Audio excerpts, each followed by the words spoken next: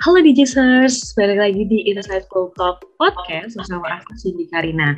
Nah, kali ini kita akan mau membicarakan tentang rekrutmen nih, karena rekrutmen dari program internship di Telkom ini sudah dibuka semenjak 17 Februari 2022.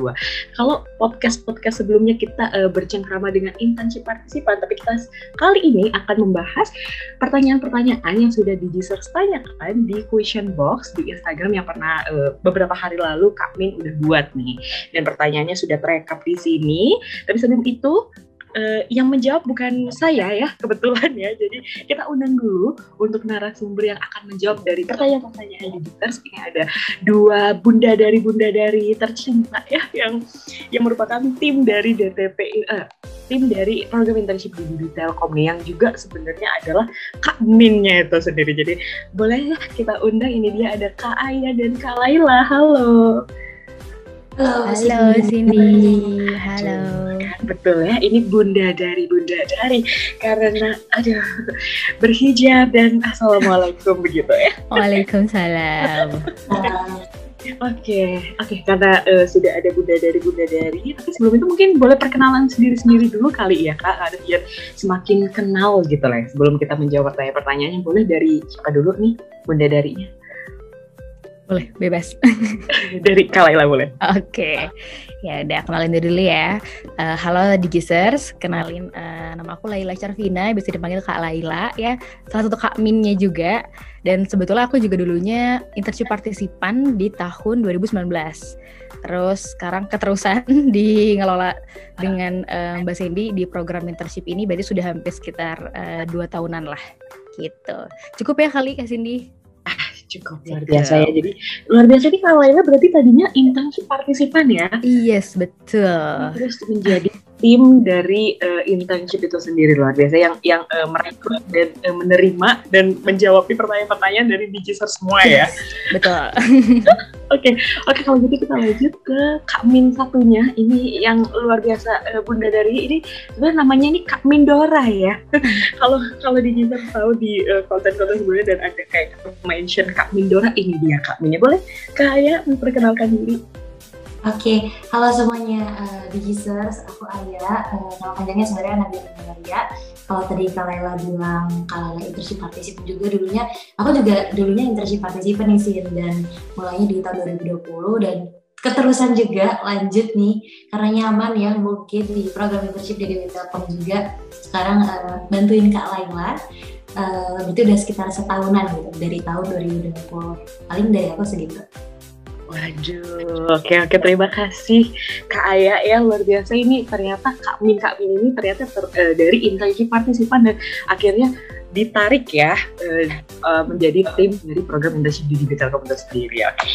Oke, kalau gitu sudah cukup perkenalannya. Mungkin kalau ingin berkenalan lebih lanjut boleh ya, nanti ke Instagram dari kakak-kakak ini aja, nanti kita cantumkan di bawah Instagramnya. Jadi kita langsung aja ke pertanyaan-pertanyaan yang sudah ditanyakan oleh Digicers nih Kak Aya dan Kak Laila. Ada beberapa pertanyaan, tapi ini ada Cindy udah rekap beberapa yang memang perlu untuk dijawab dan banyak ditanyakan ya oleh Digicers tentang rekrutmen ini. Nah, untuk pertanyaan yang pertama ini kita langsung aja ya.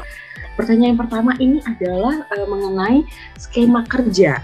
Nih, banyak yang tanya WFO atau WFH sih, dan jam kerjanya itu dari 8 to 5 atau 9 to 6 atau gimana sih, dan apakah harus standby di kantor setiap hari atau seperti apa? Boleh dong dijelaskan Kak? Mungkin dari siapa, Kak Laila? Oke, kalau untuk skema kerja ya sekarang saat ini, apalagi kan sekarang COVID lagi naik ya Cindy, dan juga saat ini yang diterapkan untuk di program internship di Telkom itu flexible working arrangement. Jadi memang sebenarnya sebelum pandemi Telkom itu sendiri udah melaksanakan flexible working arrangement. Cuman karena sekarang kasus COVID naik lagi nih, teman-teman yang join di program internship di Telkom itu nanti akan sebagian besar dan memang diutamakannya melaksanakan kegiatan magang dari rumah atau secara remote working atau work from home gini. Dan gak perlu khawatir juga sih, karena apa? Dengan teman-teman bisa work from home juga, teman-teman bisa, maksudnya nggak harus standby setiap hari di kantor nih, harus datang setiap hari. Tadi ya 8 to 5 atau 9 to 6 itu kembali lagi ke kebijakan dengan supervisor juga, antara itu berarti 8 to 5 atau 9 to 6-nya. Hanya saja memang untuk di mananya saat ini diutamakannya dari rumah seperti itu. Oke, jadi flexible working arrangement ya kayak ya. Nah, tapi kalau dari Kak Laila mungkin ada yang mau ditambahkan Kak? Sedikit aja kali ya, mungkin tapi betul, jadi memang defaultnya WFH, tapi disesuaikan juga sama kebutuhan unit ataupun supervisornya. Jadi mungkin ada beberapa tim, misalnya contohnya IoT gitu ya, yang mana mungkin mereka butuh tools itu udah di kantor, yang mana mereka mau nggak mau harus ke kantor gitu kan. Contohnya juga aku sekarang lagi WFO nih ya, gak WFH, karena emang kebutuhan internet, karena di kosan jaringannya agak-agak lambat, jadi aku harus ke kantor karena ada agenda tech podcast sekarang ini. Jadi disesuaikan lagi sama kebutuhan dari unit ataupun supervisornya gitu. Oke, jadi emang kebutuhan supervisor dan juga kebutuhan diri sendiri juga ya kayak sebenarnya ya. Yang, dan ini gimana? Mungkin kalau bertambahin juga nih, dan harus dengan persetujuan pun mau ke kantor itu harus dengan persetujuan orang tua dan supervisor ya Kak Laila ya. Jadi memang nggak bisa kalau misalnya cuma teman-teman internship partisipannya aja yang kayak, udah aku pengen ke kantor gitu, just because, itu nggak bisa. Jadi memang harus sudah dengan full consent dari orang tua dan supervisor. Yes. Benar-benar. Nah, kalau nih Kak ada suatu case nih ya, sebenarnya internship partisipan ini diharuskan oleh supervisor untuk ke kantor, tapi sebenarnya dia ini nggak bisa ke kantor. Nah itu seperti apa Kak penanganannya? Gak apa-apa. Jadi nggak apa-apa karena kembali lagi ke kesediaan dan memang apa ya. Dan tadi ngomongin soal perizinan dari orang tua juga. Kalau memang dari segi orang tua tidak mengizinkan, apalagi di saat seperti ini ya, kita dari program internship di Telkom sangat understand kok, sangat menghargai dan sangat mengerti gitu dengan kondisi saat ini. Makanya memang ini perlu dikomunikasikan juga nanti antar supervisor dan internship partisipannya, apakah yang bersangkutan bersedia ke kantor atau tidak, atau memang nanti pelaksanaannya lebih besarnya di rumah secara WFH, itu nanti akan dikomunikasikan antara internship partisipan dan supervisor, jadi nggak akan ada. Yes, betul banget. Yes, benar-benar. Karena emang mungkin sebagai internship partisipan mungkin yang awal-awal baru join khawatir seperti itu ya. Jadi kayak diharuskan untuk ke kantor, tapi sebenarnya dianya tidak bisa. Jadi tidak usah khawatir, di Gisers itu harus dikomunikasikan dengan supervisor aja ya. Jadi tidak perlu khawatir dan kayak takut nanti gimana-gimana dengan panjangnya. Jadi kayak WFH juga bisa ya, kita kerjakan dari rumah juga bisa. Jadi flexible working arrangement itu tadi. Dan untuk jam kerjanya yang jam 8 to 5 or 9 to 6 itu juga dikomunikasikan dengan supervisor, betul ya Kak? Supervisor. Tapi yang pasti minimal 8 jam dalam satu hari.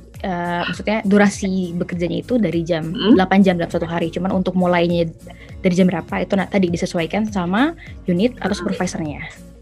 Betul. Jadi ya betul. Yang penting 8 jam hari, tapi itu tadi dikomunikasikan dengan supervisor. Oke, jadi untuk pertanyaan seputar WFO ini sudah sangat jelas ya. Sudah dijelaskan oleh kami ini. Jadi kita langsung lanjut aja ke pertanyaan selanjutnya. Ini juga banyak ditanyakan Kak. Kak Min, CV-nya ini ATS atau kreatif sih? Boleh dijawab. Dari Kak Laila dulu deh.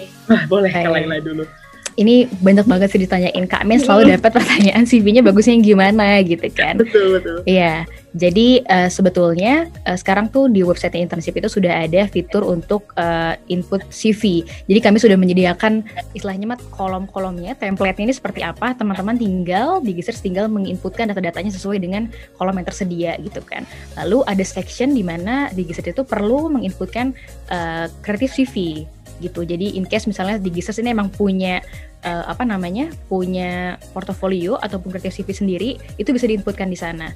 Tadi kalau pertanyaan lebih baik CV ATS ataupun kreatif CV, saat di kolom kreatif CV memang mungkin kami menyarankannya di Gisers menginputkan kreatif CV gitu.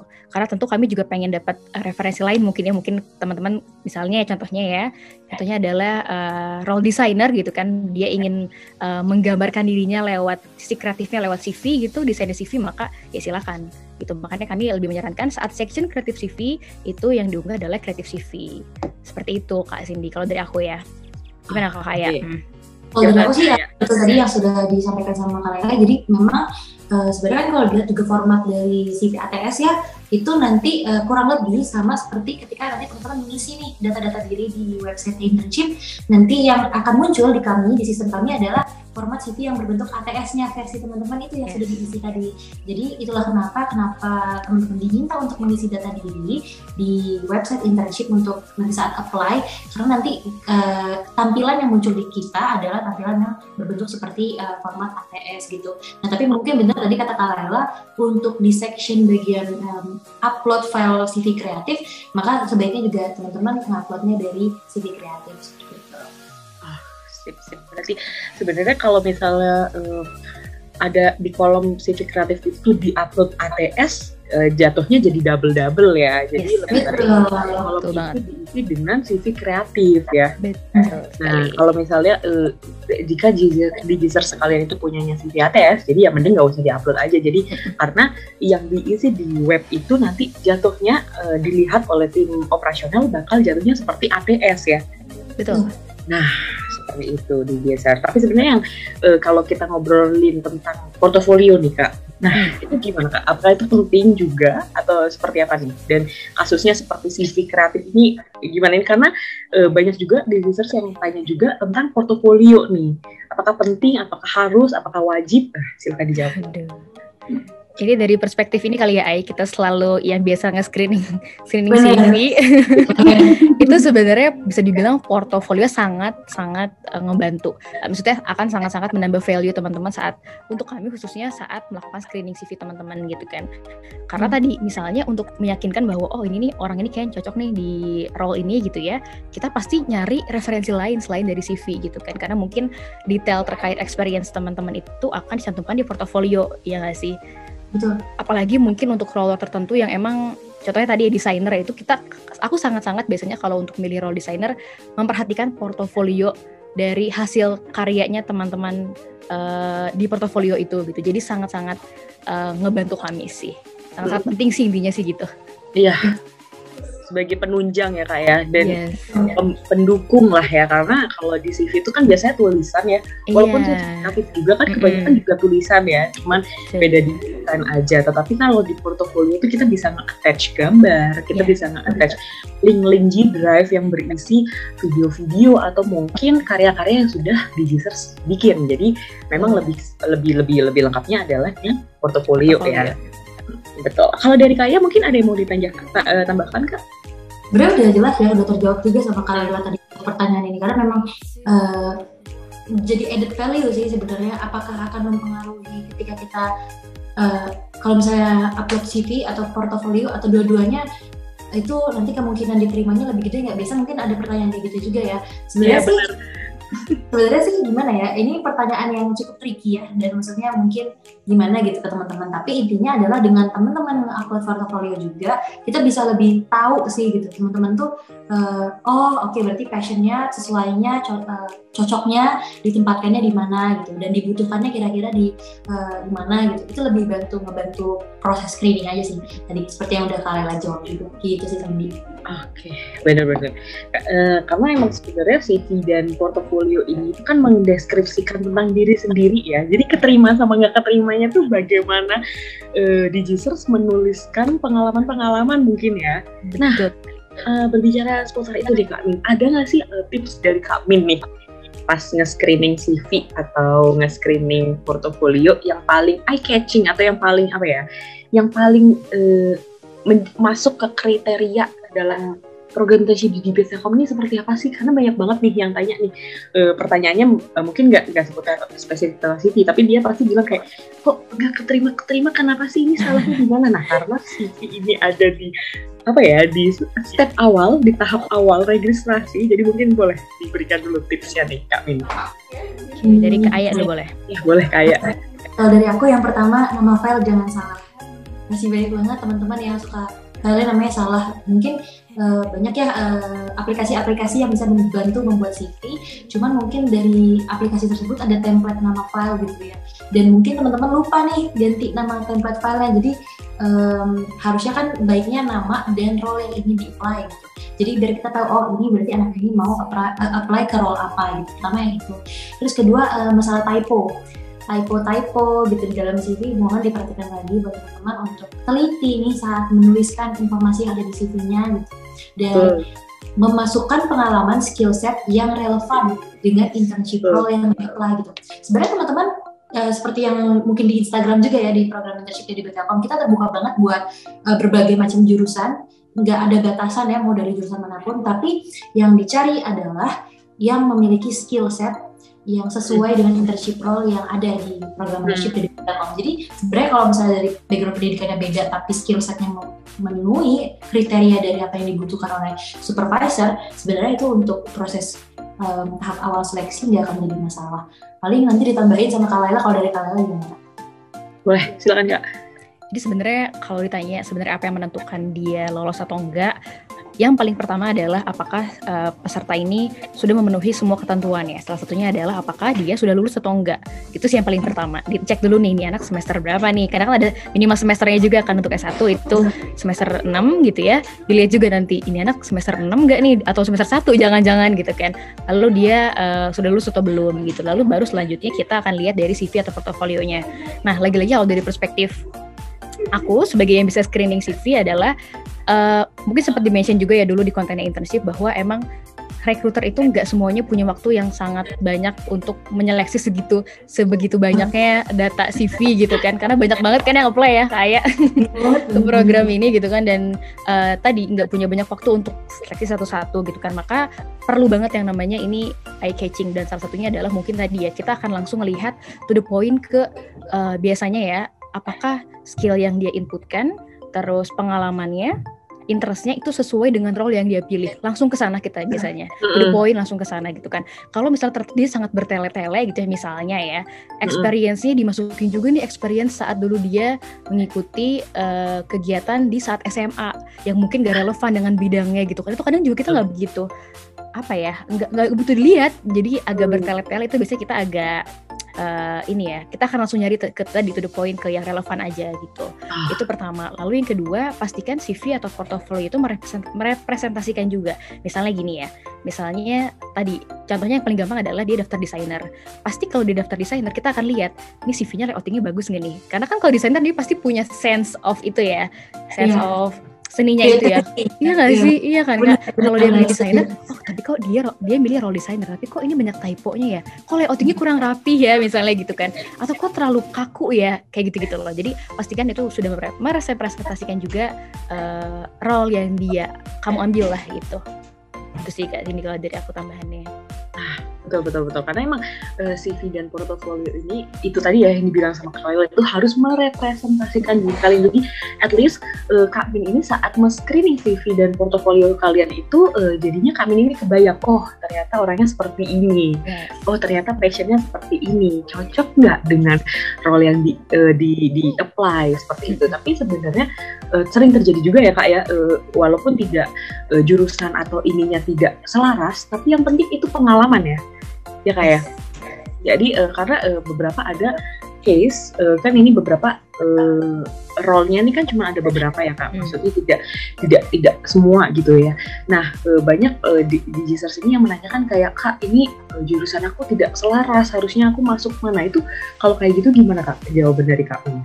Gak masalah. Gak masalah Kak ya. Sampai kan mau misalnya teman-teman dari jurusan akuntansi tapi mau daftar jadi desainer, tadi balik lagi ya, nggak masalah gitu, nggak ada semacam batasan ya kalau ngomongin soal relevansi jurusan dengan internship role yang diambil gitu. Hanya yang kita lihat adalah skill set yang dimilikinya apakah relevan atau enggak gitu. Kalau misalnya teman-teman dirasa memiliki skill set yang oke, aku mungkin dari tadi ya jurusan akuntansi, tapi aku punya kok skill set yang dibutuhkan seorang desainer gitu. Aku punya experience pernah mendesain dan lain sebagainya. Itu nggak apa-apa dan malah jadi added value. Berarti wah bisa nih, ternyata anak akuntansi juga bisa loh, maksudnya mengerjakan atau bisa punya skill set seorang desainer. Maka justru itu jadi added value ya Kak Laila. Bener banget. Jadi nggak usah khawatir sih, bener. Cukup tunjukin aja bahwa kalian beneran niat ingin masuk role tersebut dengan cara tadi kelihatan kan effortnya kalau ternyata dia suruh ikut course ini ya, ikut course data scientist ya, ternyata emang bener nih dia niat banget pengen data scientist meskipun jurusannya misalnya bukan dari nggak relevan gitu ya. Dan banyak juga nggak sih Kak Aya yang udah kita dulu selalu tanyain gitu kan testimoninya dari anak jurusannya apa dan role-nya apa, jadi nggak relevan gitu. Udah banyak kok di internship sekarang ini, internship partisipan, jadi nggak usah khawatir. Betul, yang penting skill set-nya itu tadi seperti dibilang oleh Kak Aya ya, teman-teman Kak Mindora nih. Yang penting adalah skill set-nya, jangan takut jurusan apapun itu bisa masuk, yang penting kalian memiliki pengalaman dan skill yang memang dibutuhkan dan memang selaras dengan role yang sudah tersedia di program internship di Digi Telkom. Dan mungkin memang beberapa role-role yang belum ada di program di internship di Digi Telkom ya, sebenarnya kalau menurut aku juga nggak apa-apa masuk aja ya, yang sedikit selaras nggak apa-apa, yang penting niatnya dulu aja, masukin dulu aja, yang penting pengalamannya semuanya jelas dan skill setnya jelas. Nanti perkara keterima dan tidak keterima itu kan nanti ada jalannya sendiri ya, jadi pasti ya yang penting niatnya dulu dan ada keinginan untuk ya. Nah, oke. Kami nih, kita lanjut ke pertanyaan selanjutnya. Ini juga banyak ditanyakan. Ini seputar masih tetap tentang registrasi ya. Banyak yang memiliki kendala di SKS. Sisa SKS itu seperti apa sih ya? Dan untuk minimal mendaftar itu dari semester berapa? Maksimal daftar itu dari semester berapa? Dan apakah nih boleh di tengah-tengah saat sekarang udah semester 8, udah mau skripsi, udah beberapa bulan lagi mau sidang, apakah boleh untuk join di program internship di Digi Telkom? Boleh untuk dijawab dari Kak Laila mungkin, boleh Kak? Boleh. Oke. Banyak banget juga nih pertanyaan soal sisa SKS. Karena ini akan diisi saat teman-teman daftar program ya. Iya, banyak banget pertanyaan tentang SKS. Jadi sebenarnya kenapa kita ingin tahu sisa SKS teman-teman, karena tentu kita perlu tahu nih beban SKS yang teman-teman sedang ambil saat kuliah itu seberapa ya, segimana gitu kan. Karena tadi sangat menentukan juga kan saat teman-teman magang ini, jangan sampai ini sih kita pengennya adalah jangan sampai magang ini akan mengganggu kuliah teman-teman ataupun kuliah mengganggu magangnya nanti. Jadi biar balance gitu kan. Makanya kita perlu tahu beban SKS yang sedang diambil seperti apa. Dan kalau ditanya sisa SKS diisi oleh apa, jadi sisa SKS itu diisi dengan SKS yang perlu kamu ambil hingga nanti lulus kuliah misalnya. Untuk sampai lulus kuliah itu teman-teman perlu menyelesaikan 144 SKS ya. Biasanya 144 SKS ya standarnya. Lalu teman-teman sekarang udah di semester 7 yang mana sudah diambil itu 100 SKS. Maka sisanya adalah tinggal 14 SKS. Karena 14 SKS lah yang harus kalian tempuh hingga nanti lulus gitu loh. Jadi itulah yang harus diisikan di sisa SKS. Gitu Kak Cindy. Udah clear nggak sih kalau soal SKS? Gitulah intinya ya, ini sisa beban beban SKS yang perlu kalian ambil hingga nanti lulus lah gitu istilahnya. Benar. Jadi bukan SKS yang diambil di semester ini. Bukan, iya. Betul. Nah, jadi yang di semester ini diambil itu nggak usah dihitung. Jadi misalnya sekarang kalian di semester 7 gitu ya. Di semester 7 ini ambil 11 SKS. Nah, di semester 8 kan otomatis ada SKS lagi ya. Nah, yang diinputkan adalah semester SKS yang di semester 8, betul ya? Betul. Nah, jadi seperti itu. Jadi ada sisa SKS itu bukan SKS yang sedang diambil, tapi sisanya yang diambil. Betul. Ya, nah, kalau untuk minimal daftar nih, Kak, minimal semester, maksimal semester itu ada di semester berapa sih? Dan apakah itu tadi boleh nggak kalau misalnya sudah di semester 8 dan ini sekarang sedang menyusun skripsi, besok atau 2 bulan lagi, 3 bulan lagi ini sudah sidang, apakah boleh seperti itu untuk mendaftar di program internship di Digi Telkom? Mungkin sekarang ke Kaya tadi udah di Kalela, boleh Kaya? Aku coba jawab untuk yang pertama dulu ya. Jadi yang pertama adalah kalau ngomongin soal minimal semester itu sebaiknya sih di semester 6 ya. Kita nyarinya di semester 6. Tapi mungkin banyak banget juga yang suka muncul nih Kak, ya nggak sih? Teman-teman semester 5 yang udah nggak sabaran. Iya. Kak, sekarang aku tuh semester 5, tapi bentar lagi magang. Nanti kalau misalnya keterima nih, itu tuh sebenarnya aku hitungannya semester 6, masih boleh ikut nggak sih Kak? Jadi ketika periode pendaftaran rekrutmen itu teman-teman di semester 5, hanya teman-teman itu juga bisa memproyeksikan nanti kalau udah diterima, itu tuh udah di semester 6, boleh nggak sih? Itu boleh. Jadi buat teman-teman semester 5 yang ibaratnya nanti saat mendaftarkan diri tapi batch-nya akan aktif di semester 6, itu udah bisa mendaftarkan sebenarnya. Itu untuk yang S1 ya. Dan kalau untuk yang D4 itu semester berapa Kak? Masalah D4 sama ya, kalau D4 itu sama-sama di semester 6 juga minimal. Kecuali D3. Kalau D3 mungkin di semester 4 berarti. Iya betul, di semester 4 juga udah bisa ambil nih teman-teman. Jadi maksudnya dilihat gitu, kenapa kita selalu ngomongin soal tadi sisa SKS, kenapa kita ngomongin kenapa bisa baru mulainya di semester 6, karena balik lagi gitu, otomatis makin kecil, teman-teman kalau masih awal-awal banget nih, masih newbie, masih kuliahnya masih padat, kan kasihan ya nanti kalau misalnya harus kuliah full gitu satu hari. Betul. Imbangi juga dengan kita full time magangnya, internshipnya full time nih. Nanti kasihan di teman-teman. Sebenarnya itu yang jadi apa ya? Yang jadi pertimbangan kita juga gitu. Kenapa kita prefer untuk memilih teman-teman yang sudah memasuki tingkat akhir. Terus untuk menjawab pertanyaan selanjutnya juga terkait kalau misalnya saat running program internship ini kita tiba-tiba akan sidang gitu ya, udah sidang tugas akhir atau misalnya dinyatakan lulus gitu ya oleh kampus, SKL-nya turun, ini kita ngomongin udah diterima ya. Kalau misalnya udah diterima tapi baru jalan beberapa bulan ternyata sidang dan lulus, dinyatakan lulus dari kampus, itu boleh apa enggak? Tergantung jawabannya. Tergantung teman-teman mendaftarkan di batch apa gitu. Kalau teman-teman daftarnya di batch match up yang FHCI, nggak akan jadi masalah. Jadi misalnya saat running programnya nanti, misalnya 3 bulan pertama atau di 2 bulan pertama teman-teman sidang dan dinyatakan lulus, maka teman-teman tetap bisa menjalankan dan menyelesaikan program internship ini sampai dengan kurun waktu yang tadi 6 bulan ya. Tapi kalau teman-teman daftarnya di Kampus Merdeka, di MSIB Kampus Merdeka, maka tentu kebijakannya berbeda gitu. Kalau teman-teman daftar di MSIB Kampus Merdeka, maka tidak bisa gitu, tidak bisa jawabannya.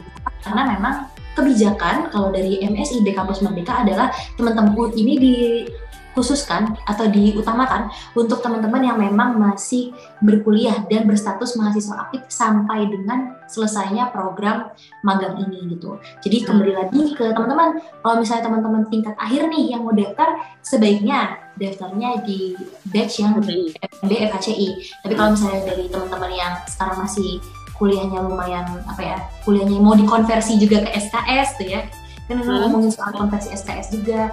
Terus misalnya mau kalau misalnya menjalankan selama 6 dikira-kira lah ya 6 bulan ke depan tuh masih akan kuliah atau tidak, masih akan berstatus mahasiswa atau tidak. Kalau masih nggak apa-apa, kalau mau daftar dari batch MSIB Kampus Merdeka juga nggak masalah gitu. Betul. Sip, itu luar biasa. Kayak penjelasannya sangat jelas sekali ya di Gisers mengenai SKS, maksimal, minimal, itu tadi pokoknya kalau minimal daftar adalah di semester 6, tapi yang penting kalau di semester 5 nggak apa-apa, yang penting cari batch yang mana aktifnya atau onboardnya masih kerjanya adalah pas kalian di semester 6. Jadi silakan diatur-atur aja ya, se-fleksibel mungkin. Tadi penjawaban dari Kaya juga sudah jelas, sangat jelas sekali. Terima kasih banyak Kaya untuk jawabannya. Kita lanjut aja karena sudah ini masih banyak ya pertanyaannya. Nah, tadi kan mungkin belum sempat termention ya sama Kaya. Jadi yang termention adalah D4, D3, dan S1. Nah, ini ada pertanyaan, apakah S2 boleh mendaftar? Silahkan Kaya dijawab. Boleh, jawabannya boleh. Karena S2 itu statusnya tetap mahasiswa juga kan. Dan program internship dari Telkom itu terbuka untuk mahasiswa. Sekaligus menjawab ya, mungkin nanti ini aku udah bisa menebak nih. Mungkin ada pertanyaan, fresh grad boleh ikut nggak Kak? Gitu ya. Jadi ini jawab sebelum Cindy tanya, aku coba jawab juga. Jadi nggak bisa, kalau fresh grad belum bisa ikut ya untuk program internship dari Telkom. Mungkin kalau yang fresh grad bisa ikut ini ya, langsung seleksi di GPTP gitu, untuk seleksi fresh grad yang jalur fresh graduate gitu, itu ada jalurnya sendiri buat teman-teman fresh grad. Tapi kalau untuk program internship dari Telkom itu diutamakan dan memang requirement awalnya banget tadi, makanya yang Kak Laila bilang juga, kita kan masih mahasiswa bukan gitu. Yes. Jadi kalau dia masih mahasiswa maka berarti otomatis eligible untuk daftar. Dan S2 bisa atau enggak? Ya bisa, karena artinya aktif sebagai mahasiswa S2 gitu. Betul. Betul. Nah, ya itu tadi ya, pokoknya ada pertanyaan yang sudah dijawab dulu. Betul. Udah kebayang soalnya Sin, habis ini pertanyaannya ke sana gitu pasti. Ini terlihat sekali ya, Kak Min sudah menjabat kurang lebih bertahun-tahun ya. dengan pertanyaan-pertanyaan digital. Jadi makanya that's why kenapa kita bikin podcast ini juga, itu karena biar merangkum pertanyaan-pertanyaan dari Digisters tadi. Jadi biar Kak Min ini tidak double job gitu ya. Aduh. Menjawab terus. Nanti klarifikasi juga ya ini ya. Ya ini nanti judul podcastnya akan klarifikasi pertanyaan gitu ya. Oke. Karena tadi sudah terjawab yang fresh graduate, oke, terima kasih banyak. Kita akan lanjut ke pertanyaan selanjutnya. Ini mungkin sebenarnya pertanyaannya juga banyak yang menanyakan seputar uang saku ini, Kak Min. Mungkin kita boleh ya kita sekarang ke situ gitu. Uang saku ini seperti apa sih teknisnya? Dan ada yang tanya juga ini tentang kalau WFO tetap dapat uang saku nggak ya? Boleh mungkin dijelaskan secara detail tentang uang saku ini seperti apa sistemnya dan lain-lain sebagainya. Mungkin lebih jelas mungkin bisa dijelaskan oleh Kak Min aja gitu ya. Boleh Kak Min. Dari siapa Kak Laila mungkin ya. Tadi sudah kayak panjang lebar. Mungkin beristirahat dulu ya. Oke, uang saku juga ini sebenarnya kalau dibilang ini bukan gaji ya. Ada beberapa mungkin teman-teman internship partisipan yang bertanya, Kak gajinya berapa gitu kan, bukan gaji. Karena kalau gaji tentu teman-teman nanti perlu melaporkan ininya ya, pembayaran pajaknya. Ini kan enggak gitu ya. Karena teman-teman pasti belum punya NPWP juga kan. Internship partisipan masih belum punya NPWP. Jadi namanya bukan gaji tapi allowance tadi ya. Penyemangat aja sih, sweetener aja selama magang ini gitu. Dan ketentuannya sebetulnya beda antara tadi dua jalur antara MSIB atau FHCI. Kalau di FHCI sendiri itu ketentuannya sudah pasti setiap bulannya ada allowance, setiap tanggal 5 biasanya dikirimnya. Itu mau WFO atau mau WFH sama besarannya. WFO atau WFH. Tapi sedangkan kalau Kampus Merdeka atau MSIB itu ketentuannya beda besarannya antara kalau dia WFO atau dia WFH gitu. Jadi dan sama juga kalau Kampus Merdeka juga sama, bukan gaji tapi juga uang saku yang akan dikirimkan setiap bulannya. Mungkin ini juga menyangkut sama ini kali ya, Kak Cindy, allowance ini bisa nyangkut sama fasilitas. Selalu tanya anak-anak ini dapat dapat laptop nggak Kak selama magang gitu kan, dapat asrama nggak Kak, itu banyak juga yang nanyain kayak gitu. Jadi kalau fasilitas lain itu kami tidak menyediakan. Jadi kami hanya memberikan allowance tadi setiap bulannya, sedangkan untuk fasilitas kerja seperti laptop atau misalnya tempat tinggal seperti atau akomodasi gitu ya, itu kami tidak memberikan fasilitas itu. Gitu sih Kak Cindy. Dan mungkin pengelolaannya juga ya yang berbeda antara dua batch.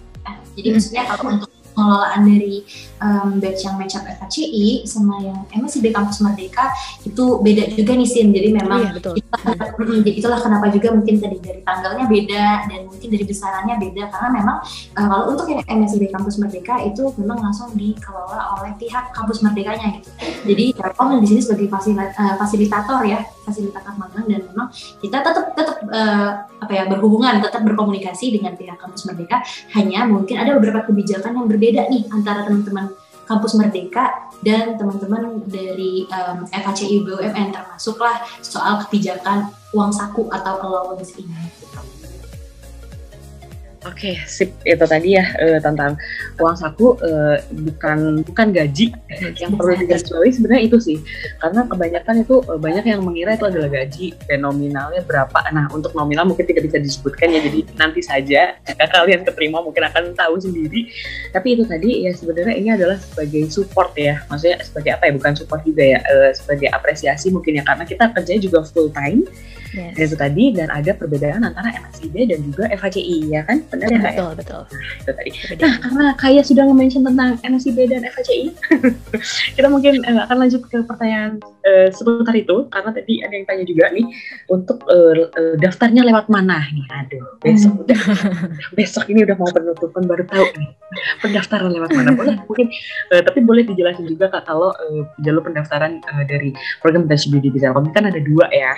Nah, boleh dijelaskan mungkin dari linknya dan juga apa-apa aja batch-nya dan ya yang detail lah ya, kayak biar tidak ada pertanyaan lebih lanjut. Boleh mungkin dari siapa nih, Kak Laila? Boleh. Oke, dari Kak Aya lu boleh. Kak Aya ya, boleh. Kayaknya lebih resah Cindy ya Kak daripada kita ya. Terlihat gitu, lebih resah Cindy gitu. Jujur saja ya, karena banyak yang menanyakan. Nanti kita juga coba jawab ya keresahan-keresahan yang mungkin dialami oleh teman-teman Cindy juga gitu. Kita coba jawab teman-teman saya. Okay. Kalau untuk jalur tadi ya memang ada dua, ada yang dari Kampus Merdeka dan ada juga yang dari KTP FHCI BUMN. Saat ini yang besok banget ditutup ini adalah yang jalur PTB FHCI BUMN. Nah itu daftarnya tentu saja lewat website internship ya, internship.ddb.telkom.id. Nanti teman-teman bisa ngeliat di situ untuk bisa lihat nih sekarang tuh yang lagi open, yang lagi buka itu batch apa gitu. Terus ada role apa aja, terus untuk setiap role itu detailnya yang dibutuhkan seperti apa, itu semuanya sebenarnya udah ada di website gitu semuanya. Jadi teman-teman silahkan kalau yang berminat daftar cek di website kita di internship.ddb.telkom.id. Terus juga kalau mau lihat perbandingan antara bedanya MSIB Kampus Merdeka yang batch itu sama batch PNB FHCI, sebenarnya kita juga udah pernah angkat ya Kak Laila di Instagram, dan itu udah cukup lengkap juga gitu komparasi antara keduanya. Itu bisa dicek di scroll dan di Instagramnya internship_ddb.telkom kayak gitu. Jadi kita harus ngajakin teman-teman juga untuk mau membaca informasi gitu. Jadi karena kita udah nih, kita siapin podcast ini untuk menjawab keresahan teman-teman, tapi kita harapannya juga lewat podcast ini bisa nge-remind nih teman-teman untuk coba kita baca di website, ada frequently asked question juga fiturnya. Terus juga di Instagram kita udah lumayan cukup sering juga ya menjelaskan terkait perbedaan batch dua batch ini. Terus nanti alur pendaftarannya seperti apa, timeline pendaftarannya kapan aja, itu udah disampaikan semua baik melalui media sosial Instagram maupun di website. Seperti itu sih Sin. Yes. Dan pasti setiap rekrutmen kita pasti publikasikan ya, kayak publikasi di pasti Instagram. Iya, pasti tinggal teman-teman pantengin aja pokoknya Instagramnya @internship_ddb.telkom. Tapi kalau untuk flyer rekrutmennya memang tadi kalau dia FHCI pasti di internship.ddb.telkom.id, tapi kalau Kampus Merdeka pasti di Kampus Merdekanya, di website Kampus Merdeka. Tidak akan ada flyer rekrutmen Kampus Merdeka di website internship.ddb.telkom.id.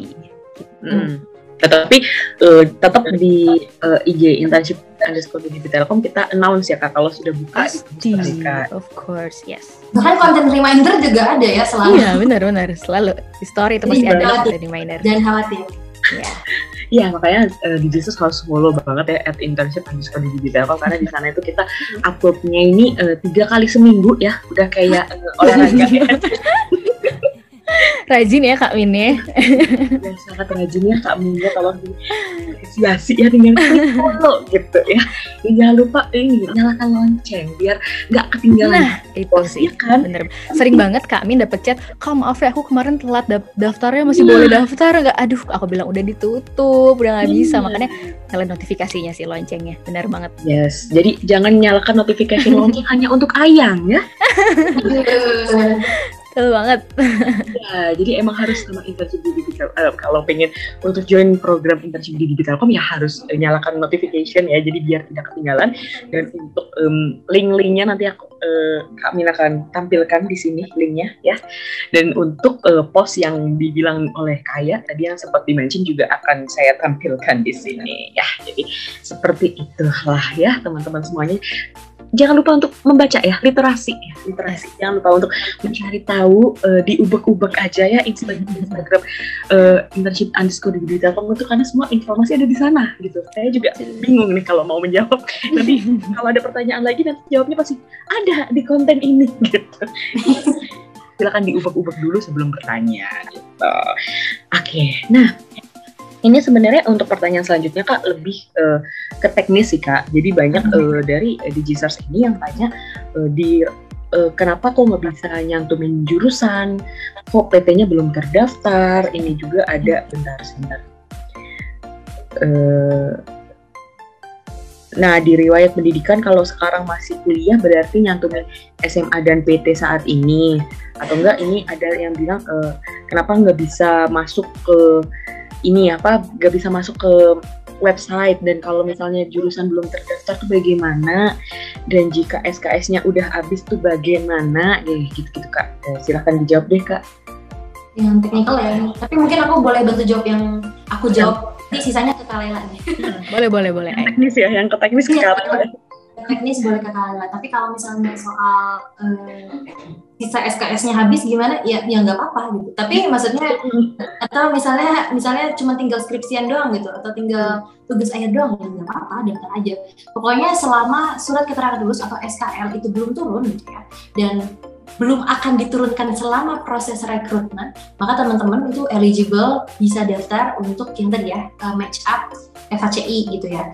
Tapi kalau misalnya memang sekiranya teman-teman ini udah sidang sekarang, tapi belum SKL-nya, sedangkan kan ini lagi ada proses rekrutmen, teman-teman daftar, takutnya nanti teman-teman baru misalnya pun dinyatakan lolos di seleksi tahap awal, kan masih ada seleksi lagi. Di seleksi misalnya yang kedua, video resume, teman-teman turun nih SKL-nya, otomatis teman-teman akan gugur gitu. Jadi memang kalau untuk soal sisa SKS ini kalau udah habis apa enggak, masih bisa daftar atau enggak, masih bisa daftar, boleh banget. Hanya tadi daftarnya hanya bisa di PMMB FHCI, dan juga tadi pastikan teman-teman itu daftar ketika kan ada timeline rekrutmen kan jelas ya, dari tanggal berapa sampai tanggal berapanya. Pastikan pada timeline rekrutmen itu SKL dari teman-teman itu belum turun. Belum seperti itu. Terus tadi coba menjawab juga pertanyaan yang soal rekrutmen ya. Tadi kayak misalnya kalau misalnya jurusan belum kedaftar gimana, fakultas belum kedaftar gimana, atau misalnya Kak aku tuh universitasku tuh udah kerjasama nih sama PMMB, tapi kok belum bisa ya, kok nggak ada ya pilihannya di website-nya. Nah ini sebenarnya nanti mungkin akan detailnya dijelasin sama Kak Laila, tapi teman-teman bisa kok melakukan pengajuan gitu, pengajuan fakultas, pengajuan jurusan, terus juga buat teman-teman yang dari universitas sudah bekerja sama dengan PMMB FHCI, itu bisa banget melakukan pengajuan. Mungkin dijawab sama Kak Laila terkait bagaimana teknis pengajuannya. Silakan Kak Laila. Iya. Jadi emang salah satu syaratnya biar teman-teman bisa daftar program di website internship.debit.local.id itu adalah perguruan tingginya harus terdaftar di sistemnya kita.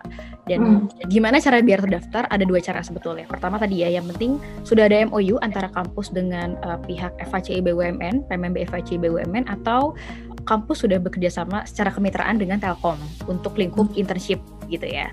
Jadi dua hal itu yang paling penting. Lalu ketika sudah ada nih MOU-nya antara PMMB dengan FHCI, gimana kalau mau biar terdaftar nih di sistemnya kita gitu kan?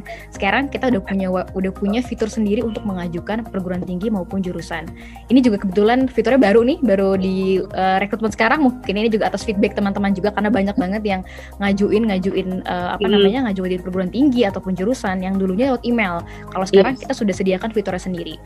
Silakan teman-teman nanti saat registrasi akun, nanti di bawah kolom jurusan ataupun perguruan tinggi itu ada fitur buat mengajukan kalau emang belum terdaftar. Silakan aja nanti di sana. Kalau untuk perguruan tinggi mungkin teman-teman akan mengisi dari mulai nama lengkap kalian, lalu perguruan tingginya, jurusannya, fakultasnya, MOU-nya juga silakan diupload. Lalu juga perlu teman-teman menginputkan terkait data PIC magang dari kampusnya. Jadi kami tentu perlu punya data siapa sih penanggung jawab atau career center dari kampus nih, kontaknya yang mana sih, in case kita nanti suatu ketika butuh ya mau berhubungan dengan PIC-nya magang dari kampus, kita bisa lewat kontak tersebut gitu. Jadi silakan inputkan data-data tersebut. Nah kalau misalnya perguruan tinggi sudah terdaftar nih, tapi kok jurusannya belum terdaftar ya, kok aku masih keblok dari jurusan gitu kan? Nggak usah khawatir juga, tinggal ajukan aja lewat fitur tadi, ajukan jurusan, nanti inputkan aja dari mulai jurusannya apa, jangan lupa sama stratanya juga, sama tingkat pendidikannya D3, S1 ataupun S2, lalu inputkan juga fakultasnya gitu. Setelah nanti teman-teman sudah mengajukan perguruan tinggi, mengajukan jurusan, nanti perlu ada approval dulu dari kami. Jadi nggak langsung diajukan langsung diterima gitu, nggak, akan ada approval dulu dari adminnya. Tinggal tunggu aja, nanti admin akan memberikan respon atas pengajuannya, diterima atau ditolak. Nanti akan dikirimkan notifikasinya via email teman-teman gitu. Diterima atau ditolaknya tergantung pada data yang kalian inputkan. Kalau misalnya ada data yang kurang tepat, contohnya misalnya MOU ya yang paling banyak banget salah itu. Kalau MOU-nya nggak tepat, terus bukan MOU antara kampus dengan PMMB FHCI BUMN, pasti kami reject pengajuannya. Kami juga pasti menyertakan alasan kenapa kami mereject gitu. Tapi kalau semua datanya aman nih, aman-aman aja, pasti kita pasti kita approve, kita accept gitu. Setelah admin nge-approve pengajuannya, baru setelah itu kalian bisa silahkan melanjutkan untuk registrasi akun dan daftar program. Gitu sih Kak Cindy, proses-prosesnya ya. Luar biasa panjang, tapi sebenarnya kalau udah masuk website-nya pasti langsung tahu kok ya, ada guidelines. Yes. Ada copyrightnya juga, sudah tercantum semua di sana, udah jelas. Tapi juga kalau misalnya nggak jelas, di sana juga di FAQ, di menu FAQ ada kontak dari admin program internship di Telkom, yang mana kalian bisa mengajukan pengaduan dan untuk pertanyaan-pertanyaan yang lebih lanjut yang mana lebih fast respon mungkin ya daripada di DM. Mungkin kadang di DM itu kadang terlalu banyak dan numpuk gitu ya. Ini kan iya ya, Kak Min ini Instagram tidak cuma satu, mungkin ya kan ada second account, first account, third account gitu ya. Mungkin Kak Min ini di kehidupannya, jadi mungkin tidak sempat terbalas gitu. Jadi mending melalui official contact person dari admin program internship di Telkom yang sudah tercantum di menu FAQ dan juga ada di bio Instagram juga ada ya? Ada. Nah, jadi ya itu tadi ya, kembali lagi silakan diubek-ubek dulu bunda-bunda dan ladies and gentlemen gitu ya. Sebelum ditanyakan kepada Kak Min ini daripada pusing ya gitu.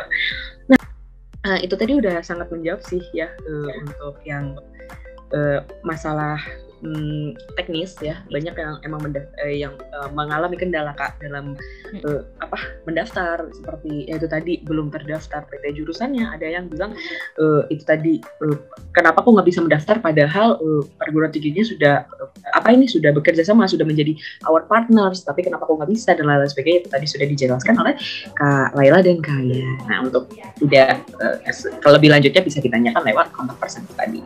Oke, karena ini sudah habis sih sebenarnya jawabannya.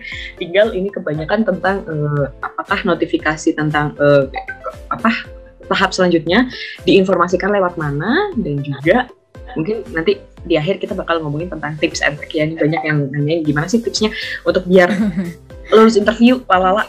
Nah, tapi yang itu tadi boleh dijawab Kak, untuk notifikasi tahap selanjutnya bakal diumumkan lewat mana dan lalala sebagainya tuh bakal lewat mana, silakan Kak. Oke. Oh, siapa nih? Kak Aya dulu. Boleh. Kak Aya aja. Ya, Kak Aya aja kata Kak Laila mungkin tadi sudah menjelaskan. Udah masih hafal semua ya. Baru salah kayak bisa jawab gitu. Sebenarnya Cindy juga bisa jawab pertanyaan ini kayaknya gitu. Tapi oke, coba aku bantu jawab dulu ya untuk pertanyaan yang tadi di awal.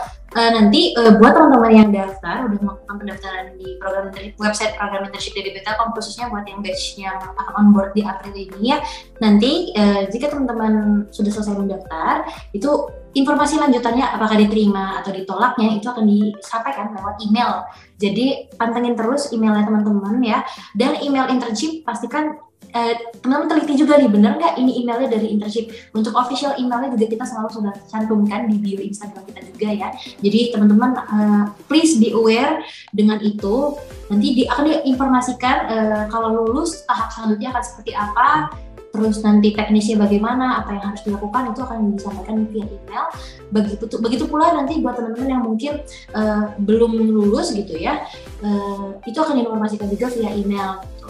Jadi teman-teman tidak perlu khawatir gitu ya, ini nanti informasi lanjutannya kapan sih, atau misalnya lewat mana sih, lewat email. Dan kalau masalah kapannya ditunggu aja ya teman-teman, karena kita biasanya akan melakukan proses screening CV, proses tadi ya cek verifikasi berkasnya dan berkas-berkas awal teman-teman, dan mungkin kita juga akan ngecekin ini benar apa enggak masih mahasiswa aktif atau bukan, atau dan lain sebagainya. Hal-hal yang seperti itu kan it takes time, dan kita juga pengen teman-teman kita juga pengen yang bergabung nih di program internship dari Telkom adalah teman-teman terpilih yang memang sudah fully prepared, sudah fully ready untuk bisa on board bareng kita. Itu sih kalau untuk pertanyaan pertama. Untuk pertanyaan yang belum terjawab mungkin bisa ditambahkan. Yes, boleh Kak Laila? Yang penting tadi ya, lewat email. Yes, lewat email. Dan itu sebenarnya tadi Kak ya sempat mention ya, hati-hati dengan penipuan, karena sekarang lagi zaman juga nih ya penipuan rekrutmen. Jadi hati-hati. Pastikan pertama tadi dari official emailnya kami, internship.dbtelkom@telkom.co.id. Lalu yang kedua, status teman-teman tentunya akan diupdate di websitenya internship.dbtelkom.id. Jadi pastikan juga teman-teman gak hanya cek email, tapi juga pastikan kalian teman-teman login lagi di websitenya. Karena nanti di sana akan ada update statusnya, apakah teman-teman di reject ataupun dilanjut ke tahap selanjutnya. Lalu terkait arahan pun, kalau ternyata teman-teman lulus nih tahapan seleksinya, arahannya pun akan diinfokan di sana di websitenya. Jadi mungkin ini salah satu tips juga ya untuk menghindari indikasi penipuan. Pastikan teman-teman mengecek juga di websitenya internship.dbtelkom.id, karena officialnya pasti kita taruh di sana sih, gitu Kak Cindy. Yes, ya jadi itu tadi ya, pokoknya informasinya pasti harus official dulu, pastikan itu, karena banyak penipuannya sekarang emang bener Kak, karena banyak dari teman-teman aku juga banyak yang sudah kejadian ya dan sudah menjadi korban. Jangan sampai kalian juga menjadi korbannya, jangan sampai ya. Nauzubillah kali, jangan sampai. Pokoknya pastikan dulu tuh adalah official dari program internship di Telkom, dan juga semua informasi pokoknya kontak personnya juga sudah tercantum di bio email dan juga ada di website, jadi pastikan itu benar, di-matchkan dulu aja ya. Oke, karena ini sudah ending close segmen ya untuk tips and trick dan segala macam, mungkin kita akan bahas di next podcast aja ya, karena itu bakal menjadi bahasan yang lumayan banyak, dan ini sekarang yang kita obrolin aja udah banyak ya, udah panjang banget durasinya, jadi mungkin kita akan ketemu di next podcast untuk membicarakan tentang tips and trick ini mungkin setelah tahap registrasi selesai mungkin ya, karena itu akan membahas tentang kayak bagaimana tips and trick video resume dan lain-lain sebagainya, mungkin di next aja. Dan boleh untuk closing statement Kak, mungkin dari Kaya dan Kak Laila terkait rekrutmen yang sudah tinggal besok, boleh mungkin Kak Laila, Kaya dulu tuh Kaya. Oke, sip begitu. Semoga pertanyaan dari teman-teman tadi terjawab ya yang pertama, dan harapannya juga teman-teman dengan adanya podcast ini bisa menjawab kegelisahan teman-teman juga, karena tinggal 1 hari lagi untuk pendaftaran. Jangan lupa daftar di program internship dari Telkom, terakhirannya itu besok banget. So jangan ada lagi ya yang muncul nanti bilang aku telat Kak dan infonya enggak ya. Jadi please daftar sekarang kalau bagi yang mau daftar dan belum mendaftar gitu ya. Dan buat teman-teman semuanya semangat untuk menjalankan proses rekrutmen program internship di Telkom ini. Apapun hasil akhirnya, yang penting tadi teman-teman sudah effort ya, ada effort yang dikeluarkan, dan memang juga interestnya juga sudah sesuai dengan internship role yang akan di-apply gitu.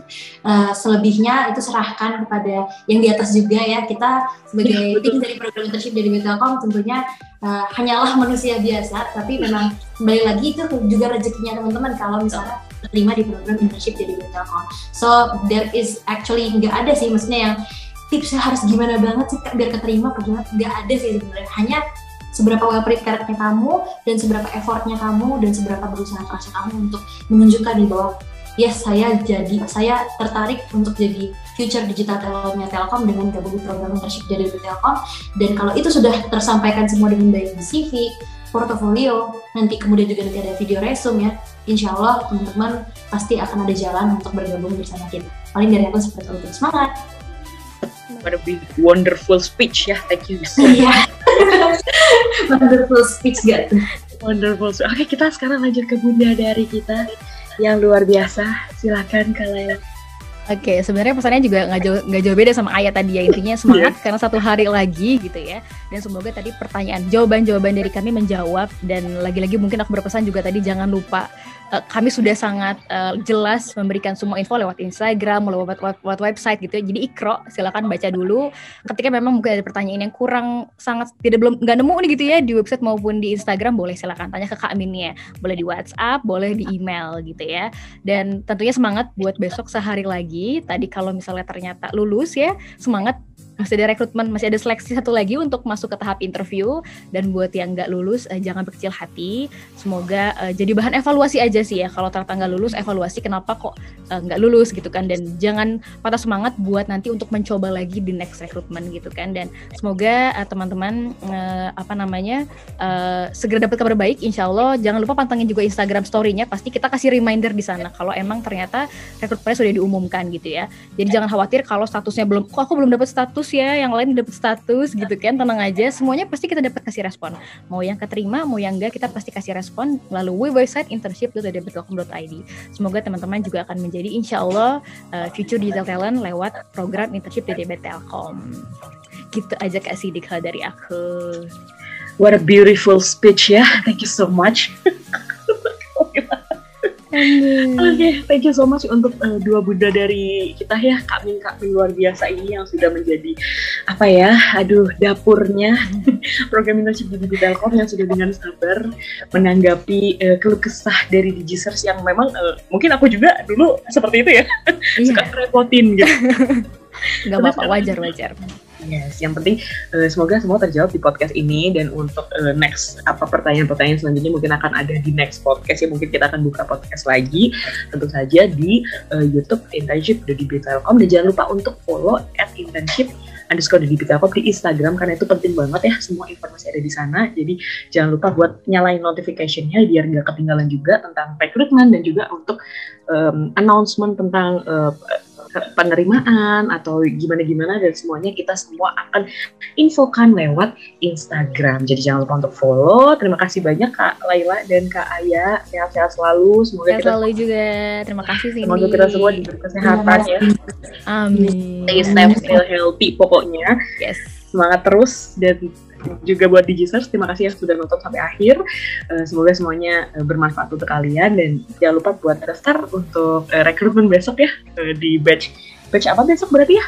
Batch Ayo, nggak tahu nih Cindy. Tahu dong. Tahu, betul. April. Mereka juga Kak Min ya. Kak Min menjadi host juga sekarang. Jadi jangan lupa buat daftar untuk batch April di websitenya di internship.digitelkom.id. Nanti aku cantumin di sini untuk linknya, di description box juga ada. Nanti jangan lupa buat cek ya. Dan Digisters, sampai jumpa di podcast selanjutnya. Saya Cindy Karina pamit undur diri. Bye bye. Dadah. Bye bye. Terima kasih.